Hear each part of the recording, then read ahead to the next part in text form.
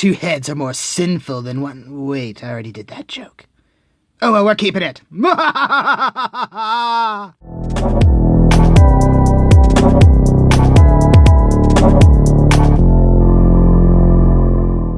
Hello, everyone. Welcome to Shelf Space. I'm your host, Rodimus13, and today we're looking at Hun-Grrr, the leader of the Terrorcons. He has finally shown himself to us. Let's see what keeps him at bay. We have artwork of his beast mode. One head looks to be about to throw out flames from its very mouth. We have a enigma of combination. It says Transformers on the side. The box is so big it can barely stay in frame. We rotate it around, and once again we are greeted with the symbols of the primes, this time printed on the surface of the box. And now we have bioinformation written in several different languages, showing how he is able to transform and all the other features he can do. And oddly enough, he's missing his head in this picture. What secrets do you hold, Hun-Grrr? What secrets do you hold? And a larger picture of that mysterious figure. That's not Hun-Grrr, or is it? Let's open up this figure and find out what makes him worthy to lead the Terrorcons. And now the leader is free to join his troops. Let's see what he has. Articulation-wise, head is on a ball socket joint that allows for rotation around and a little bit of up and down movement, but not much. Shoulders on a ratchet joint that allows for rotation around with lovely clicks and rotations in this direction, allowing for quite a bit of movement. Elbows are a 90-degree bend. And if you wanted, you could fake some wrist articulation, but it would leave with large gaps. There is no waist articulation, and the legs can move up and back, but they will collide with those parts there. Knee is double jointed, allowing for a full bend. Impressive. And then the feet are on a nice system of joints that allowing for rotation back and forth and some side to side, allowing for some very wide stance. Well, I suppose we should also see if he can do the full Van Damme.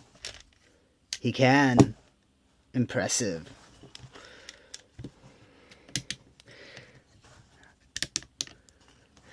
Accessories. He comes with 2 of these arm-mounted feet cannons, as well as this interesting little trinket there, which I suppose we'll have to get into that at another time.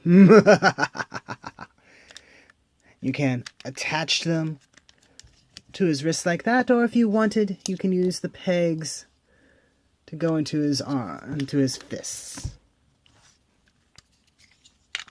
I prefer to have them like this.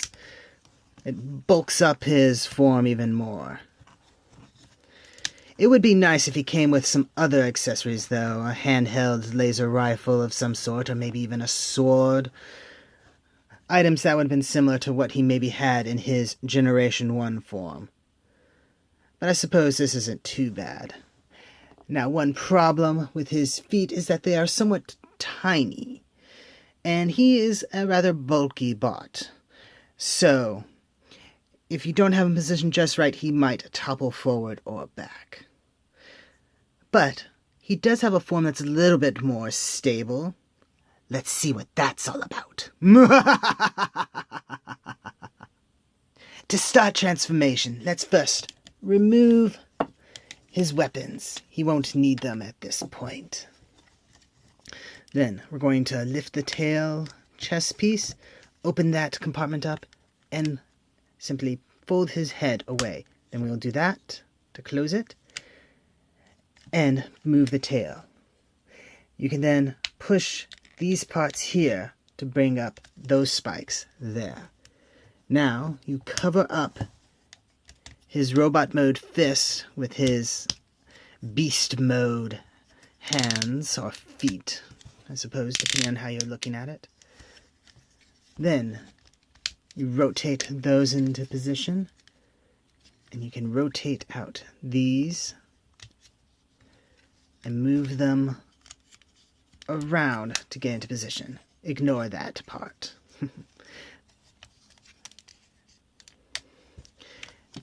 And now you just position what are now necks, close up the jaws, and there you go.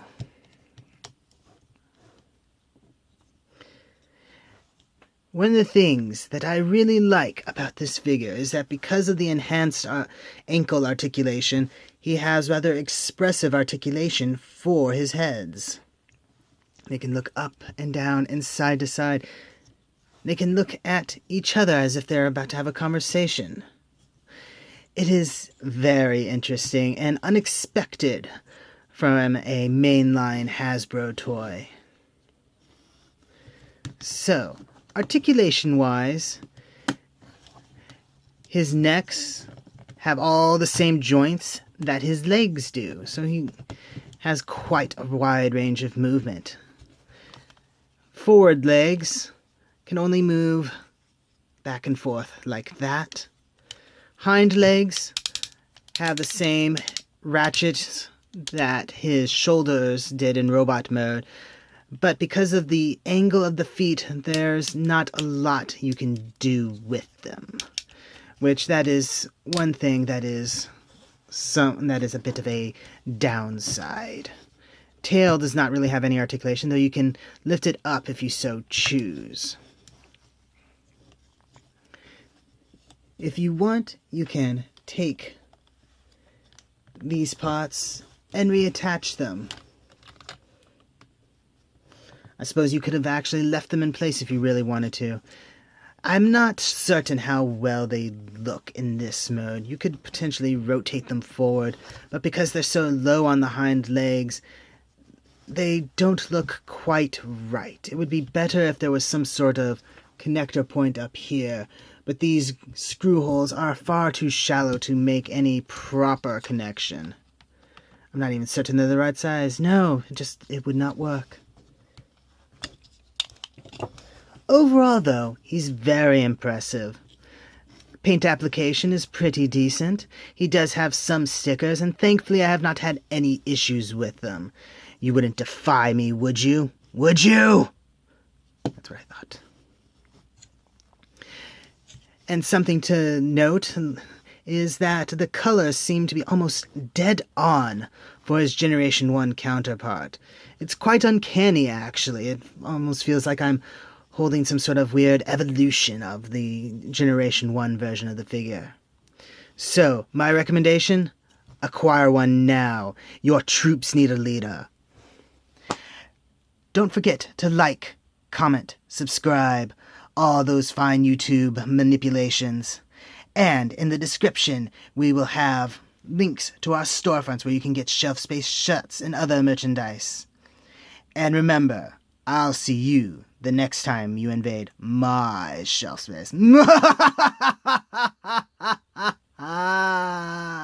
Hey, did you remember to thank Shoky for getting the Hun-Grrr figure to us? Well, to me, I mean, all this stuff is mine, including this channel. Anybody? Get me out of here!